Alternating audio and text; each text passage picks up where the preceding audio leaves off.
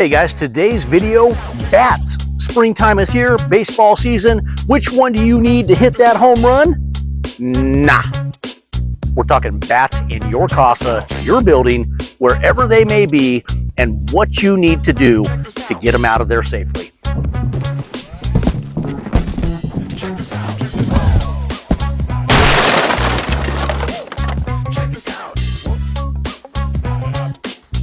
Guys, in today's video, I'm going to show you how to do bat exclusion. Welcome back to the channel. Craig here again, howtopest.com. Guys, when you are doing bat exclusion, should you decide to take that on yourself, you need to make sure you're not doing that exclusion during the periods of when those pups cannot fly. And that is going to be May through early August. I would go later August to be safe if you cannot do an inspection to see what's going on up there. And a lot of times you cannot, because they are just under soffits. They haven't just entered the attic where you can pop up into your attic and take a peek. And even then, sometimes you will miss it. So May through August is when you are not going to do exclusion. At the end of August, have at it, guys. August through October, that is a great time to do exclusion work. Now, what do I mean by exclusion? Well, you figured out that you got bats going in, you're seeing the guano drop down below, and you need to get them out, or you physically have seen them go up into that hole. What do? Well, guys, you got to do a thorough inspection for entry points. And what I mean by that is you have to narrow that down to 1, 2, maybe 3 entry points, depending on how big the area, and you need to put what is called a one-way valve. Now, there is no one-way valve, one size fits all. There are many types of one-way valves, and I'd like to show you some of the ones we have used and continue to use to this day. So you just have to pick the one that is right for your situation. So behind here, you see that I've set up a netting version of a one-way valve. So let me backtrack a little bit here. When you do a bat job, you are going to need a couple things. You're going to need either some caulking. This E6100 is fantastic over at howtopest.com. You're going to need, of course, the caulking gun of your choice to actually put out that caulk. You are going to need possibly foam, expanding foam. This is a great foam with a foam gun that you can buy. It's called Pure Black. It's over at howtopest.com too. All these are going to make sense in a minute. I'm going to show you how. You're going to need your one-way valve of choice. These are one-way valves that we have made, and this one has been used multiple times. When it's all said and done, it looks like this, and then it's mounted to the hole where the bats are coming and going.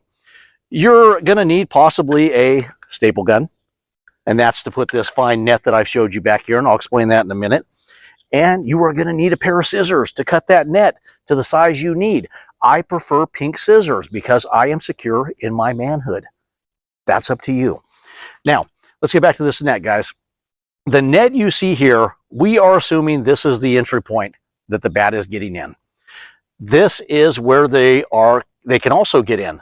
So what you're going to have to do is you're going to have to cut your net to fit, and you want to go anywhere 6 to 12 inches above the hole, and then you want to staple it down. Do you see how I have that tight? You staple down the sides of this net on both sides. What you're doing is you're allowing that bat or bats to come out of that hole and squeeze down this net, and they will push it open. Down at the bottom, what I like to do is I like to lock it off in the corner and then just leave this little lip. And what will happen is every night when they come out, they will push out of that hole and push against the net, and they will come out of the bottom. They will not go back up underneath there. It's too hard of an entry. They look for the hole to go directly to it. They land, they go right in. They're not going to crawl back up that net. Now, that being said, when you do a net job, if that's going to be your one-way valve, you need to go down from the hole 18 to 24 inches. It needs to hang down that low. And remember, staple it tight all the way down. Hit the corner, like right here, with 1 or 2, and then just leave a little bit of gap that just flaps right there. How long do you leave the one-way valves on? I don't care if you use that. I don't care if you use this version. I don't care if you use another version you made up. You need to leave bat valves on for, in my opinion, 2 weeks. Some people will say 5 to 7 days. I like to go longer. I want to make sure everybody can leave that nest. I don't want to lock in bats. Bats are so beneficial, guys. They eat up to their body weight a night in insects. So think about all those mosquitoes flying around, those gnats outside. They're chomping down on those bad boys for you. You don't want to wipe these things out. That being said, you don't want to live with them in your casa either, because that guano can be very hazardous to your health. We're talking histoplasmosis, things like that. Now, bat cleanup jobs, that's a whole nother animal. Right now in this video, I'm just showing you how to get them out. If you have an area that you can access and you need to clean guano up, or you have a large amount on the ground that needs to be cleaned up, you always need to make sure that you wet that down before you clean that guano up. Here's a little pro tip for you. We get this all the time. People see a bunch of droppings on the ground. They think they're rat droppings. Well, I can tell you an easy way to solve this. All you have to do is put on a pair of gloves, pick up that little dropping. It'll look just like a little rat poo-poo. Roll it in your finger. It'll crush. It literally is just insects. Now, if it's rat, it's just going to roll in your finger like poop. If it's bat, it will literally crush in your fingers, and you can look up and go, wow, I got bats. Or I see where bats are going in. So that being said, you have to protect yourself when you clean up that guano. Wet it down. It can be just water. Bleaching water is better, a solution like that. And then as you go, if it's thick enough, you need to keep spraying it as you scoop up, sweep up, whatever you're going to do, and then bag it and discard it. Now in attics, you're going to call a professional like somebody who does bat jobs like me, unless you're just an animal and you want to take care of this. But I'm talking suits, HEPA respirators, goggles. It is a nightmare job, and sometimes it's easier just to, the older I get, just call somebody else. I don't even want to do it anymore. So that being said, let's get back to the bat valve. This net bat valve that I'm showing you right here, it is going to stay on there, like I said, for 2 weeks. Once it comes off, I'm going to remove it. But when I put this valve up, let's say that this is still access. You have to seal all this. And that's where the caulking comes into play, or the foam seal. When you use the foam seal, I love the foam seal. I should have prepped this ahead of time, because I can control how much comes out of here, and I can do way larger areas with this foam than I can do with caulking. Caulking is usually for smaller areas, but if we're going across a big area, we will foam seal every part of that area except where we put the valves. And then I'm shaking this, because when you have the foam, just so you know, you got to shake it up really well to get it all pressurized up in that gun itself. So you'll shake, shake, shake, shake your booty. You know you're getting entertainment with this video, did you? Now, like I said, I should have prepped this. Let's see if it even comes out ahead of time. Okay, there it comes out. So what you're going to do with the foam is, foam loves water.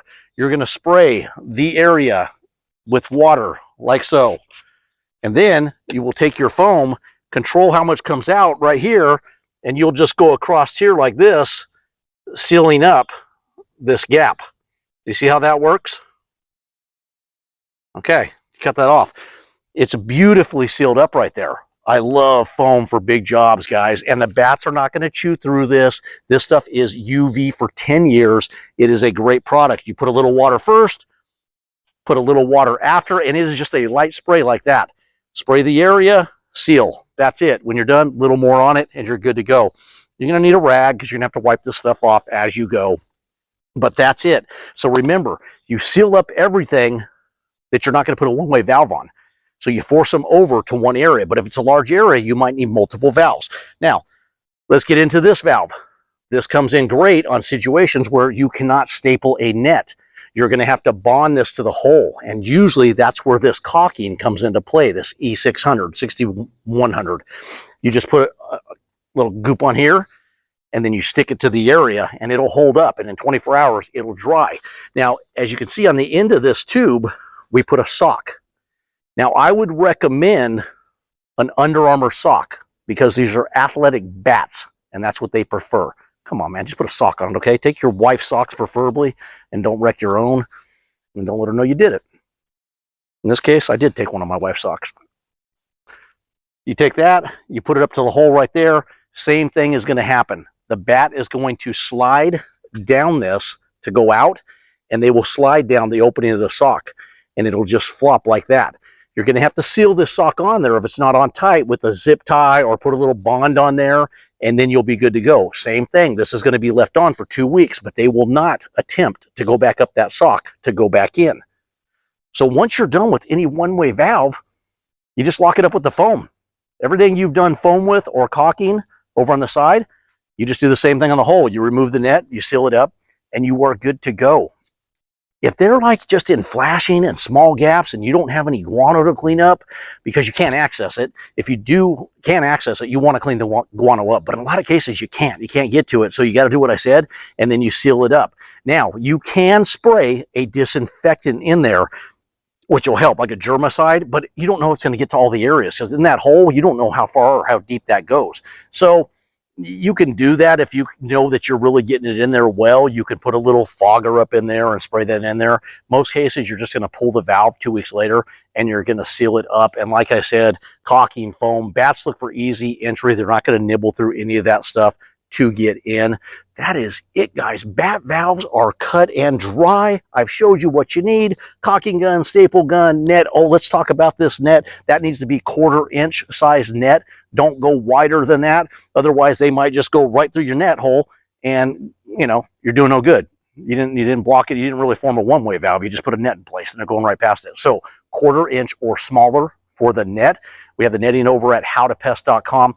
If I can answer any questions that I have not answered so far, shoot them in that comment section. I'm happy to answer those for you guys. If there's a video you'd like to see me do, I'm happy to do that too if I have knowledge on it. But man, we've been doing bat jobs for 20 plus years, man, and usually they are pretty cut and dry. It's the cleanup, like I said, that's the nightmare. If you have that, call a pro, man, because it is a lot of work, and that's why they charge you a lot of money.